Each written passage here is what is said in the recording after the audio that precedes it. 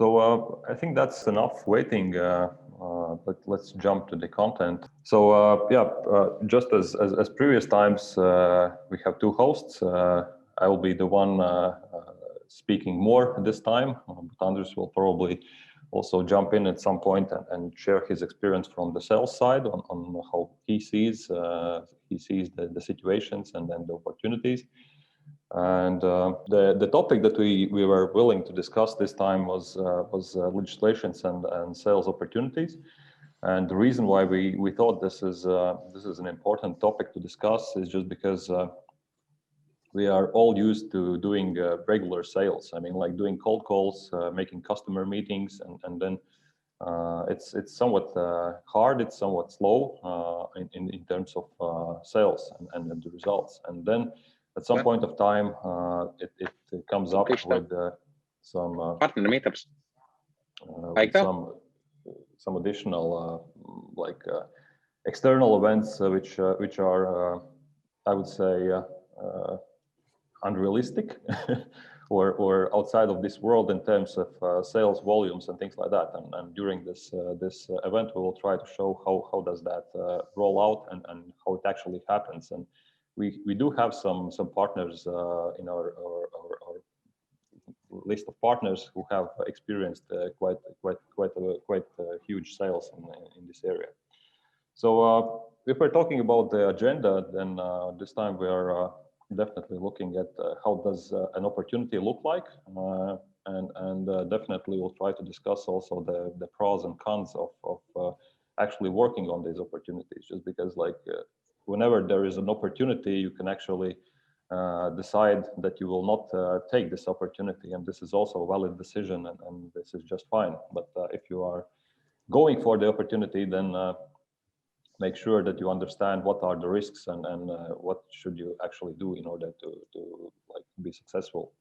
We'll look at some past examples on how our partners were working with them, and when we were preparing for this event, we actually saw that there are quite a lot of currently open opportunities, and we'll also try to probably guide you somehow on where you should look, how you should look at the existing opportunities, and probably in some of the markets that you operate in, you could discover some new opportunities.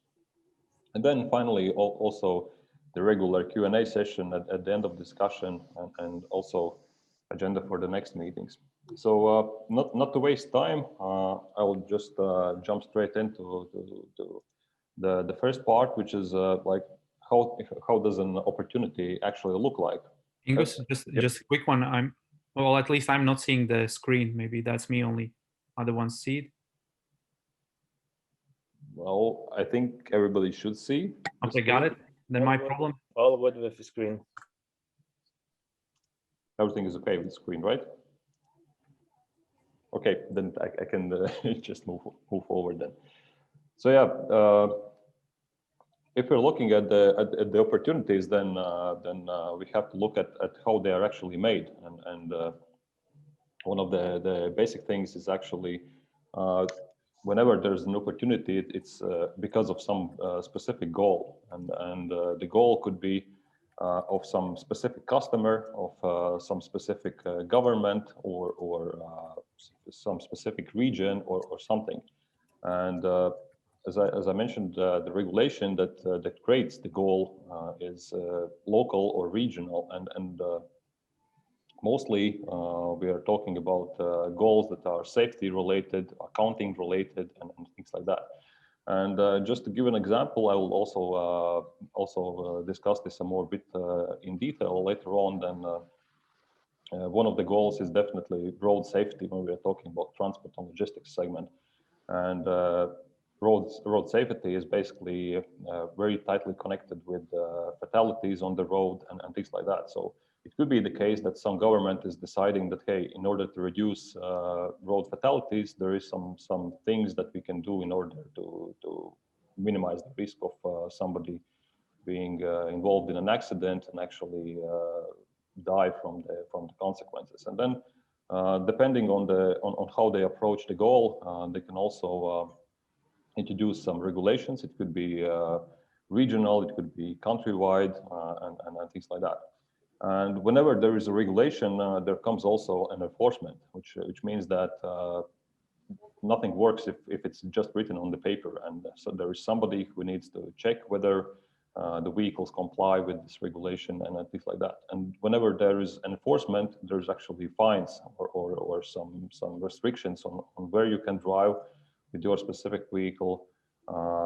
If you don't obey the rules, then probably you are paying some fines. And one of the important things is that regulations and enforcement is usually enforced, or I would say tightened over time, which means that if there is some regulation 3 years ago, then probably today it's a bit more tight than it was before. And the opportunities can appear on initial regulation introductions, and also they can be like implemented or shown up even on those regulation enforcements or tightened regulations. If you look at like before we jump straight into the main content, I would say if we're talking about pros and cons, then I would say the sales are very easy just because they're enforced by law, and often they are on tight schedules just because usually the legal stuff is being done as simple as preparing the documents for some prolonged period of time and then announcing that they are enforced after something like a month or several months ahead. And then whenever the documents are in final state, everybody has to comply with them in some specific time period. And due to the fact that there are some changes in the documents in the last minute, then usually the schedule for preparing to comply with the regulations is very short.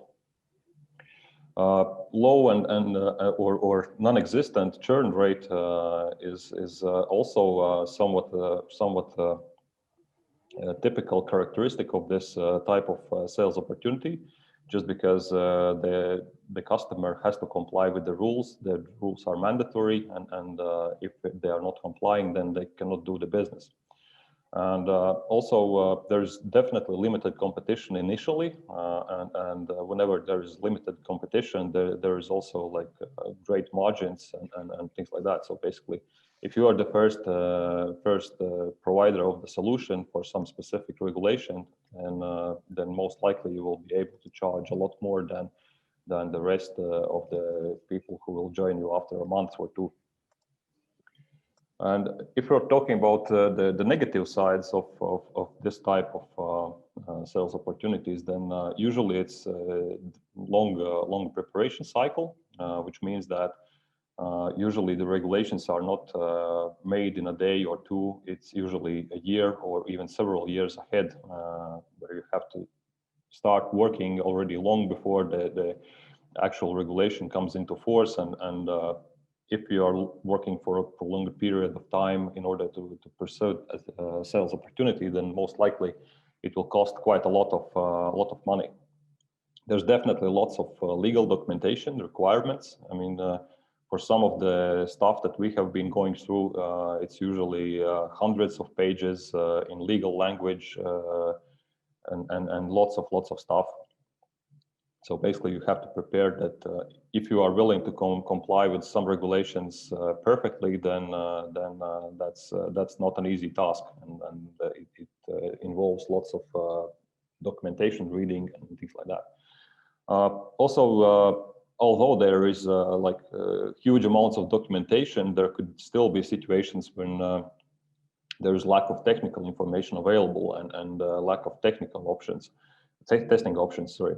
And in this time, I'm referring to introduction of the smart tachograph, which was a regulation that was prepared for several years already. Then at some point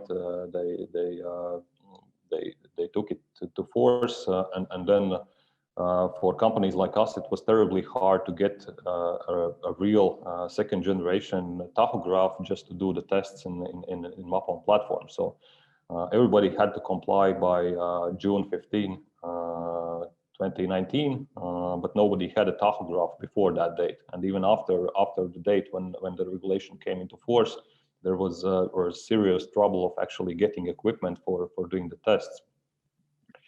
And yeah, in some specific situations, there could also be necessity for doing the certification, which could involve some additional costs and things like that. But I would say that nevertheless, the complexity and the long list of like cons for going into these opportunities, I think it's still valid sales channel and actually important stuff to try to focus on. And yeah, we're getting to the first example that we have gone through with our partner. This is an ELD rule in the United States, which is, just to put it very short and simple, it's the same regulation that we have in Europe regarding the digital tachographs, driving times and things like that. And how it actually looks from the dates perspective. Initially, some years ago, in the United States, everybody had an option to use paper logbooks for counting their working hours. And as you can imagine, what can you do with a paper logbook? You can draw almost anything that comes into your mind, and you can actually, I don't know, I can't imagine something like that happening in Europe and us having this digital tachograph and the regular tachograph before that. But the thing that I'm willing to take notice of is the fact that this introduction of electronic logging devices is actually a three-phase setup, and actually I would say that the biggest opportunity that we actually noticed was on the phase two, which was the phased-in compliance phase, which means that everybody had to use one of the two options for electronic logging devices, either the ones that were already available and allowed in the phase one, either the ones that would be mandatory after some specific period. And due to the fact that these AOBRD devices were much more simple to implement, everybody was rushing at the December 17th to get those so that they can work for a couple of more years with those old devices.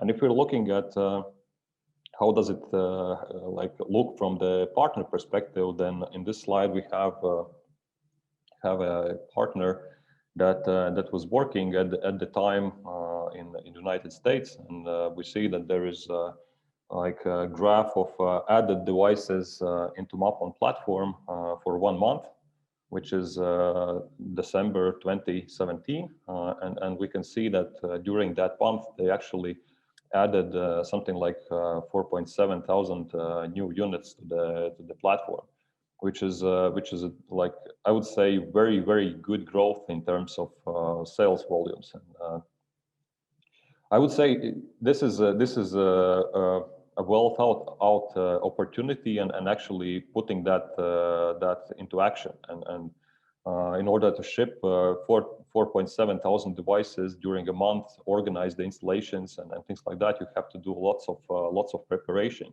But this example shows that it's actually like I would say very good sales opportunity.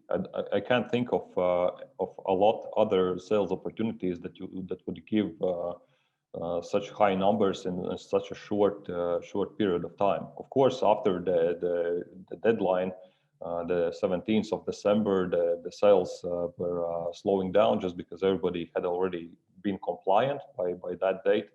But still, it's a good opportunity and good thing to keep in mind that if you are really well prepared for that specific date, the due date, then it's the results will definitely come in. Then I will try to look at some of the regulations that can do the impact on sales divided by their type of regulation. And the first one is the safety related regulations, and I will just try to look at some of them. And one of the first that came onto our radar is direct vision standard, which is currently standard which is defining the direct vision of the drivers for the trucks. And there's some statistics that tell that the trucks are actually traveling a lot less kilometers than all of the other vehicles. But whenever we are talking about the road fatalities and cyclists or pedestrians, then majority of the cyclist fatalities are in the accidents where a truck is involved. And basically, some of the biggest cities saw this as a huge risk, and they decided that, hey, let's work in this area. And one of the ways on how to reduce the road fatalities is actually improve the direct vision of the driver, like the amount of the road and the surroundings of the vehicle that the driver can see around the vehicle. And that's why it's called the direct vision standard. And yeah, it was implemented in London greater area, and if your vehicle is not compliant with some specific rules, you cannot enter. And the thing is that whenever we are talking about direct vision, I will just try to switch over to some other slide. Basically, the idea is that you can measure how much does the driver see from the cabin when he's looking out of the windows, and depending on how the truck is built, the size of the windows and things like that, there's actually safety risks involved. And so the direct vision standard actually requires you to do some additional technology installations into the vehicles in order to like improve the visibility of what's around the truck. So basically, you can put additional mirrors, you can install cameras, and you can also do some audio signal installations and things like that. So yeah, basically, that's shortly about the direct vision standard, and I'll just switch back to the presentation. And it's not just about London. That's the important thing, I think. And as I was mentioning, that several other cities are following the suit, and European Commission is also working in this area. Actually, they are introducing some additional regulations for the truck manufacturers that they will have to put bigger windshield windows. They will have to put windows in the doors more like so that normally the window in the door is somewhat on the top side, but they will have to do the windows on the bottom sides, which means that the driver will see more about the vehicle or from the surroundings. And as we are looking at the regulations, we see that one thing is that it will affect the new vehicles on how they are built, but at some point they will definitely definitely affect on what you should be doing as a truck owner for the existing vehicles. And for example, in this case of London, they have introduced something like a 5-star rating, and currently they have said that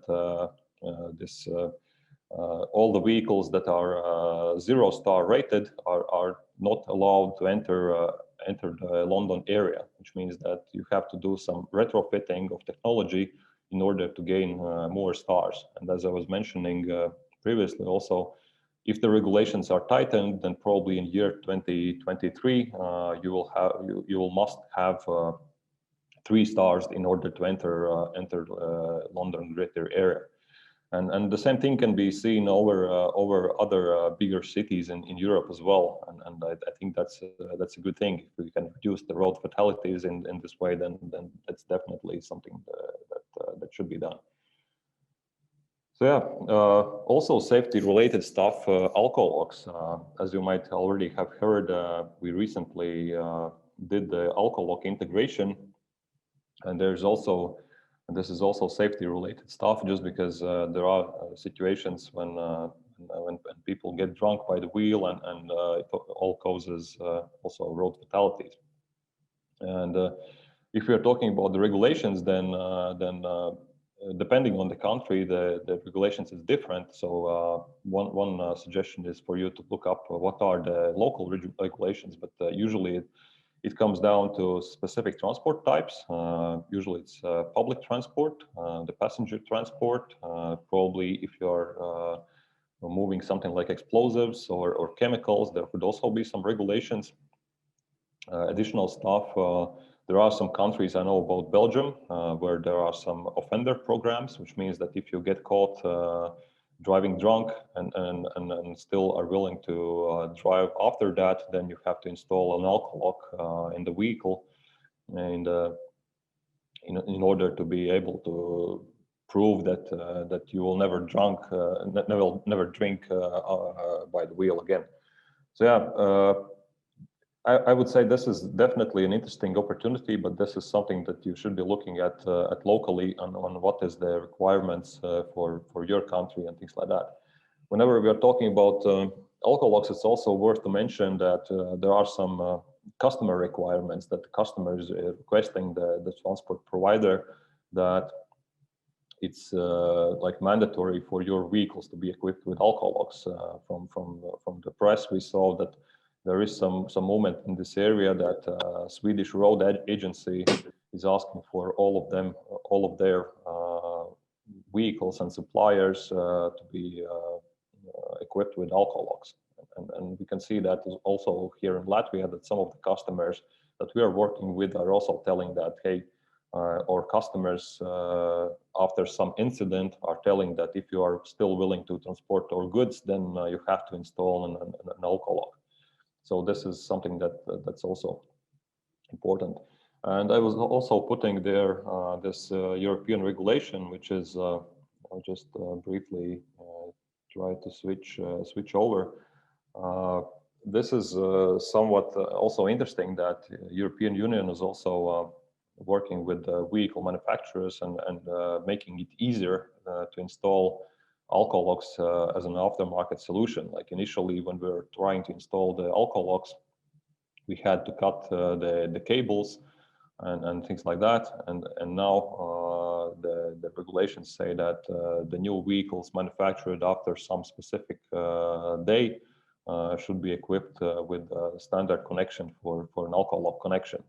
And this is somewhat an interesting thing, just because if installation of alcohol lock is not involving cutting wires and things like that, then there's also no questions of warranty issues and things like that, and also the installation time and ease of installation is a lot more easy. Then let's go to the digital tachograph. So this is something that we are pretty much confident about being here in Europe, but there are some also very interesting developments happening as we speak, just because recently the mobility package 1 was introduced, and there are some additional interesting developments. I will just briefly touch the subject of mobility package 1, and also switch over to some PDF document that I stumbled upon, which is full of various dates. And if you look at these dates, then all of them have some probably specific issues that either the company has to comply with, or something like some other things. For example, you have to keep records for 28 days on the vehicle right now, but you will have to do that for 56 days starting from some specific date, which means that it's pretty hard.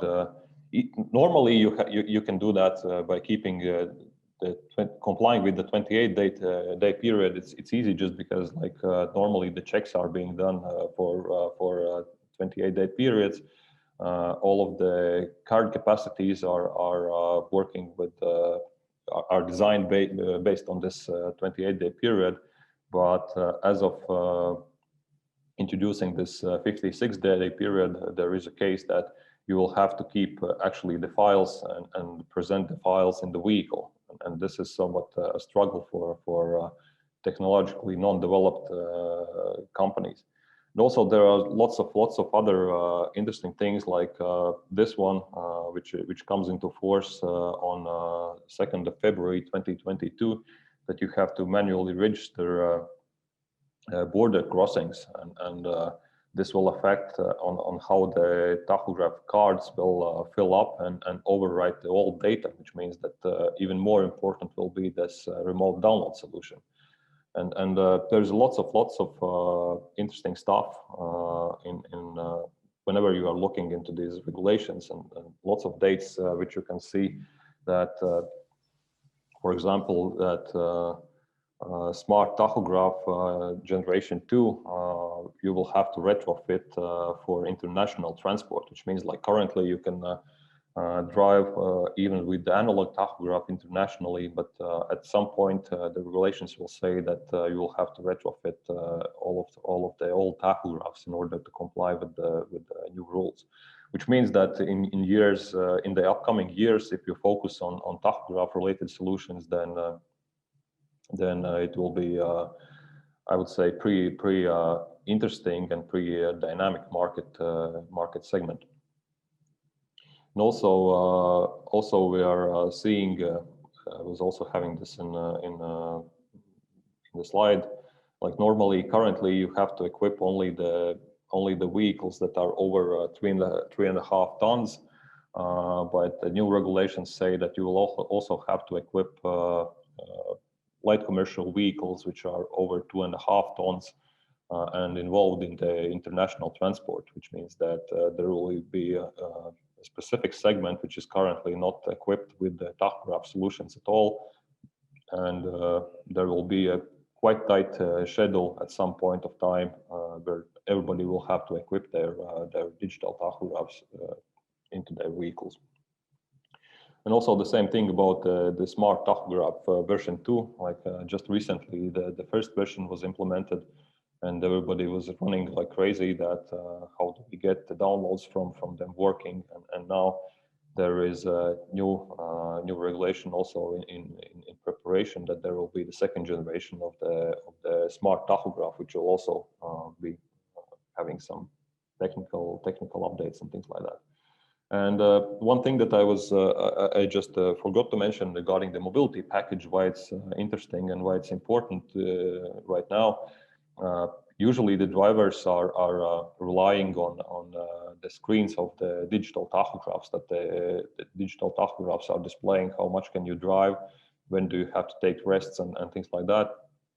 The interesting thing is that with the mobility package introduction, actually there is no chance of updating the software on the tachographs. The rules for driving and rest times have changed a bit, and if the drivers are following the rules of the mobility package that are introduced, then they will have wrong information on the displays of the digital tachographs, which is somewhat an interesting sales opportunity for solutions like Tachogram, which are focused on analysis of the digital tachograph data. Then there's a decent segment of accounting and legal framework related opportunities, and I will not go too much into detail just because the time is running quite fast. There are lots of countries where there is driving log solutions where you just have to keep log of all of the routes. At some countries, there are some compensation mechanisms on what happens if you are driving your private vehicle for the business purposes, and the other way around. There are some reimbursement things happening and things like that. So it's always interesting to look at these types of opportunities, just because usually like the time schedule for implementing these types of rules is quite tight, and then the sales opportunities are also pretty high. Another important topic, an interesting topic, is posting of workers and minimum salary requirements. If we're looking at the transport and logistics segment, then lots of truck drivers are going abroad, and there are some specific countries which are fighting for their own local workers, and not really allowing the cheaper countries to get into their business, just because, for example, if we compare the average salary for a truck driver in Latvia and in Norway, then the difference is huge. And if every truck driver will be based in Latvia and working in Norway, then the Norwegian labor institutions will be very pissed off. So I would say this is an interesting topic, and also the regulations there are made tighter on monthly or yearly basis. And this is an important topic, just because we do have information about the working hours, either in the Mapon platform, either in the tachogram, and we can easily help the customers to solve this issue by providing precise information on how much actually did they work in some specific countries. Another bigger topic is definitely ECMR, which is like transport document digitalization topic, which we have seen pretty hot topic in the Western Europe. We have seen some interest from Belgium, from Spain just recently. And also there is an interesting thing that this is a pan-European protocol, which some of the countries have already agreed to. And there is a specific day coming up at year 2025 when all of the countries will have to ratify this protocol and actually make the CMR documents legal in a digital form across the Europe. So some development is happening already right now between some countries, but we see that this is definitely something that will pop up at some time. And from our side, we're actually actively working right now. We are in contact with some of the companies that are already in this business, and trying to understand on how we can implement that document digitalization part in the Mapon platform, so that we're ready for that. But yeah, I would say there is definitely something like a 2 to 3 months period still required just to provide more information on what could the solution be, and how we could work with that. And then going on the end side, I would say there is definitely worth to look at local opportunities. And when talking about local opportunities, there are some interesting things happening, and one interesting case that we noticed already a couple of years ago was the fact that the governments have to provide some motivation for the citizens to move to electric vehicles to save CO2 emissions and things like that. And there are probably at some point some interesting strategies how to do that. And one interesting strategy was seen in Estonia, where the government decided that they can provide subsidies to companies and individuals who buy electric vehicles, but in order to make sure that these subsidies are not wasted, they were willing to see how much actually do the companies drive, or the customers, or the individuals drive. And the rules were that you have to drive at least 80,000 kilometers in order to get this subsidy. And how can you prove that? You can prove that by installing a GPS device and actually sending over the odometer readings to the government.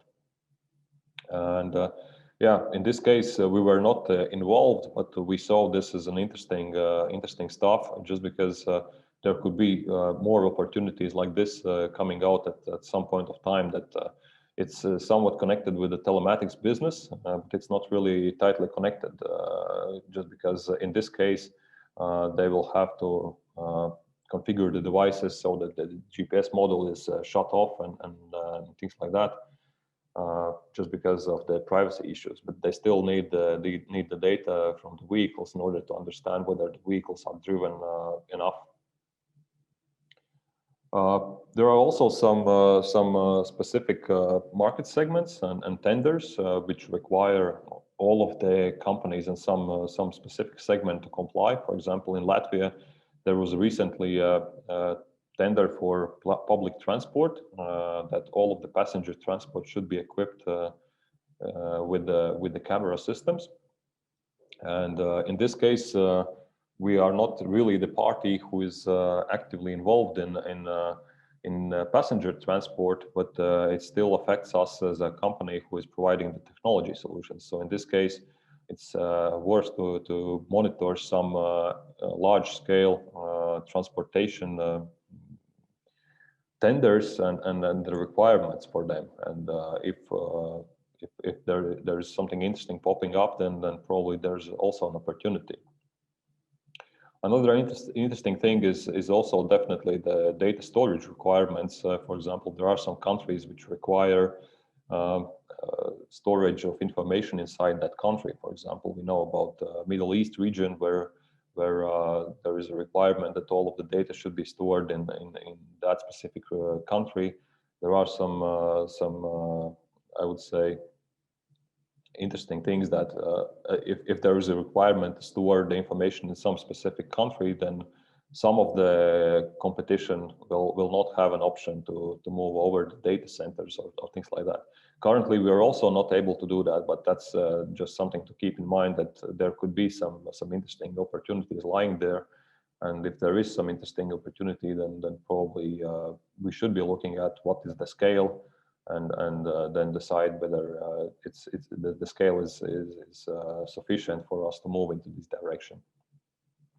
Then also talking about local opportunities, there are interesting developments in toll road payment systems all across the Europe. Like initially, and there were radio-based toll payment solutions that you have to buy a radio device which is emitting radio signals for the gates on the toll roads, and you are being charged for the gates that you are crossing. And currently we see that more and more countries are going away from this type of solution, just because whenever you are approaching the gate, you have to reduce the speed. The traffic jams are starting up. If somebody is having some payment issues or something, then huge traffic jams can be formed.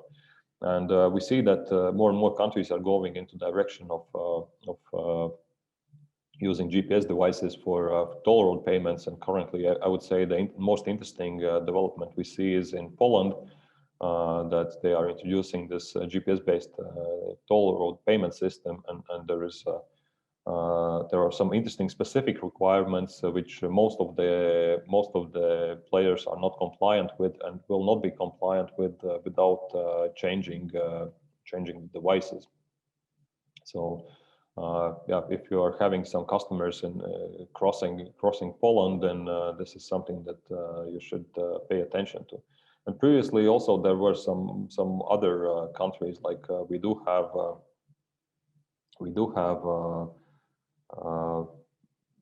some experience in Poland, in Hungary, and also we have some development in other countries regarding this.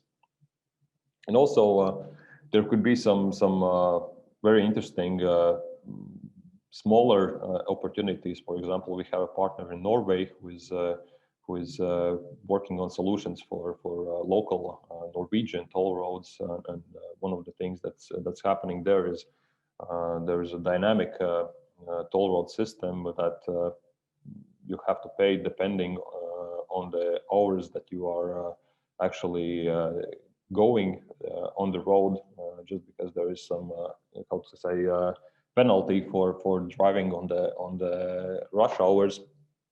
And then there's an interesting thing that if you're driving for the company purposes, for the business purposes on the private vehicle, then you will have an opportunity to get a reimbursement from the company for the toll road payments. And yeah, things like that are probably very, very interesting in various markets. And looking at these examples, probably you can identify some of the opportunities, or at least some of the like target areas where to look for them in your own markets. And I believe that this list is definitely not final. If we would be looking at even locally in Latvia, there will be definitely a lot more areas to look at. And yeah, if we're going to the end side of the event, then how to identify opportunities, I would say